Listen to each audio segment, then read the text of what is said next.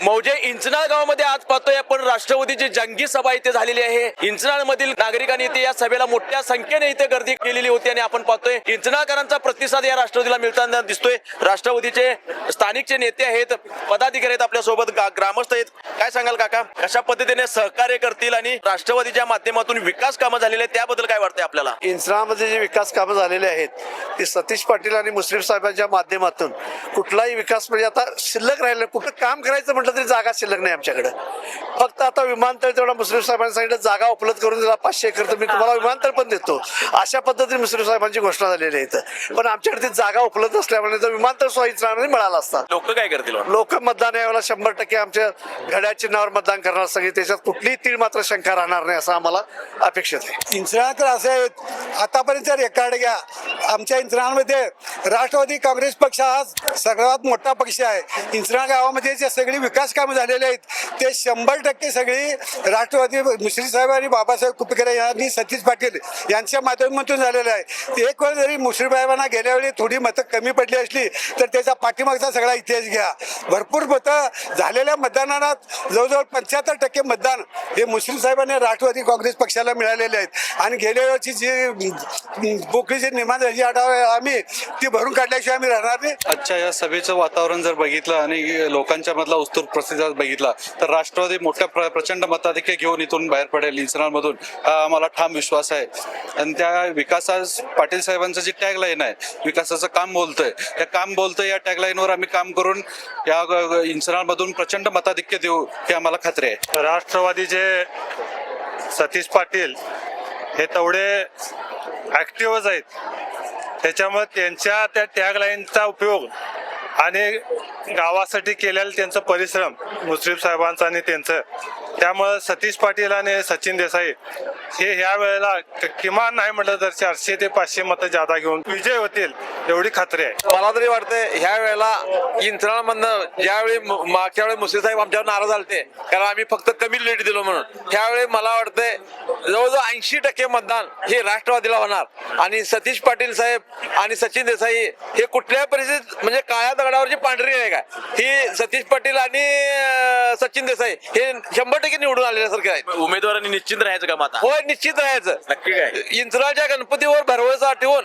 निश्चित राहायचं। नक्की नक्की 100%। काय म्हणतात बघा, निश्चित राहायचं म्हणतात, बोला। 100% निश्चित राहायचं, दोन्ही उमेदवार विजयी होणार आणि तुमच्या बेळगोंदीमधून काय होणार? 80% मिळणार, 80%, 100%। इंचनाळमधून राष्ट्रवादी म्हणजे मुश्रीफ साहेब आणि सतीश पाटलांनी विकासाची गंगा इंचनाळला पूर्णपणे आणलेली आहे आणि त्यांचं काम करण्याची पद्धत म्हणजे त्यांचं काम बोलतंय आणि इंचनाळमधील शुद्ध नागरिक मतदार बंधू भगिनी त्यांनाच निवडून देणार, त्यांचीच पसंती करणार, यात काही शंकाच नाही। आणि गणपतीला स्मरून मी सांगतो 1 नंबरची मतं ही राष्ट्रवादी पक्षाला म्हणजे ऑल महाराष्ट्रात जेवढ्या जिल्हा परिषद आहेत तिथं राष्ट्रवादी पक्षच जिंकणार। 400चं लीड इंचनाळमध्ये झालेलं आहे असं म्हणतात। गणपतीच्या आजवर जी श्रद्धेनं जी भक्ती केला किंवा जे पाठपुरावा करून श्री गणेशाच्या मंदिरासाठी जे काही केलंय त्याचं फलित आहे का, समजावं का? या मतदारसंघात ज्यावेळी मी 2002ला पंचायत समितीचा सदस्य ज्यावेळी निवडून पहिल्यांदा आलो त्यावेळी मी या देवाला पहिल्यांदा येऊन मी नारळ ठेवला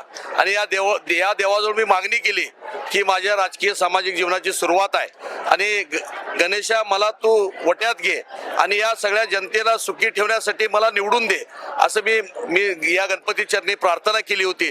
कधीपासून जी आमची सुरुवात आहे तेव्हापासून जी ह्या सगळ्या मतदारसंघाचे आमच्या लोकांच्यावर प्रेम आहे, भरभराट आहे, ते निश्चित मला माझ्या सौभाग्यवती शैलजा पाटील ही पत्नी हिला निश्चित निवडून आणणारच। त्याचबरोबर सचिन कुमार देसाईंच्या मिसेस सुनीता सचिन कुमार देसाई या सुद्धा निवडून चांगल्या मताने येणार, यात आता शंका राहिलेली नाही। कारण का आम्ही आता 15 गावामध्ये फिरतोय, रोजच्या आमच्या जाहीर सभा बघतोय, हळदी कुंकूचा कार्यक्रम बघतोय, याच्यामध्ये जो लोकांचा प्रतिसाद आहे हे एवढा मोठा उठाव आहे की आता उदयरावनी सांगितलं किंवा दत्ताजीरावनी सांगितलं, आनंदानांनी सांगितलं, सयाजीरावनी सांगितलं, शिवाजीनं सांगितलं किंवा शहाजीरावनी सांगितलं, ही सगळी किंवा विशालनं सांगितलं सांगितलं, ही सगळी जी सांगतायत लोक ही जनतेचा प्रतिसाद बघून सांगतायत.